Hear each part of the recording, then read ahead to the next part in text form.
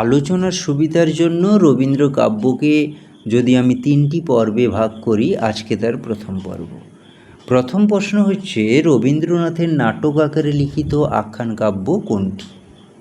উত্তরসূত্র হিসেবে আমি বলতে পারি যে এটা 1287 বঙ্গাব্দে কার্তিক মাস থেকে ফাল্গুন মাস পর্যন্ত ভারতীতে মোট 6টি স্বর্গে মুদ্রিত হয়েছিল, যদিও সমগ্র কাব্যটিতে 34টি স্বর্গ আছে। এই গ্রন্থটি 1881 সালে প্রকাশিত হয়েছিল বই আকারে। কবির বয়স তখন 18 বছর। এই কাব্যগ্রন্থের উৎসর্গপত্রে লেখা হয়েছিল শ্রীমতী হেকে। তাহলে কাব্যগ্রন্থটির নাম কি না ভগ্ন হৃদয়।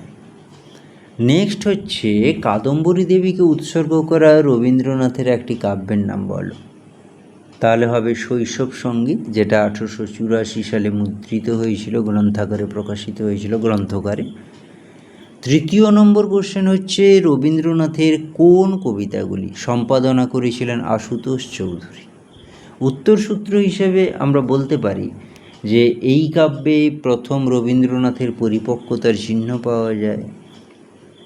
দ্বিতীয়ত, আশুতোষ চৌধুরী প্রাণ কবিতাটিকে এই কাব্যের মূল সুর ধরে এটিকে প্রবেশক কবিতা হিসেবে প্রথমেই স্থাপনা করেছেন। কিন্তু এই কাব্যের প্রথম কবিতা হচ্ছে পুরাতন, হেথা হতে যাও পুরাতন, এরকম একটা লাইন ছিল, যেটা 1291 বঙ্গাব্দের চৈত্র সংখ্যায় ভারতীতে প্রকাশিত হয়েছিল। তো যাই হোক, উত্তরটা হবে কড়ি ও কোমল। এই কড়ি কোমল নামকরণ কেন দেওয়া হলো তা আমি অনেক আগেই আলোচনা করেছিলাম। আর এ সম্পর্কে বিশদে তথ্য জানতে গেলে পাওয়া যাবে বাংলা সাহিত্যের ইতিবৃত্ত, যেটা হচ্ছে 10ম খণ্ড, অসিত কুমার বন্দ্যোপাধ্যায়ের। নেক্সট কোশ্চেন হচ্ছে, রবীন্দ্রনাথের সহধর্মিণীর স্মৃতি অবলম্বনে লেখা কবিতাগুচ্ছের নাম কি? এটা অন্তর্বর্তী পর্বের মধ্যে আমরা একে ধরি, এই কাব্যগ্রন্থটাকে।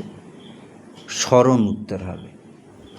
নেক্সট কোশ্চেন, চিত্রাকাব্য একটা প্রসিদ্ধ কাব্য রবীন্দ্রনাথের। এই কাব্যের মূল বক্তব্য কী? মূল বক্তব্য হচ্ছে কবির জীবন দেবতা তত্ত্ব।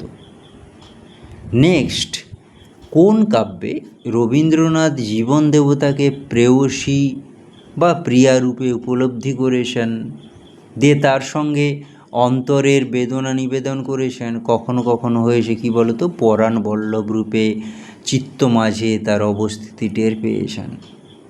উত্তর হবে চৈতালি। নেক্সট কোশ্চেন, সোনার তরী ও চিত্রাকাব্যটি কাব্যগ্রন্থ দুটি কবে প্রকাশিত হয়? সোনার তরী হয়েছিল 1894, চিত্রা হয়েছিল 1896। বেস্ট।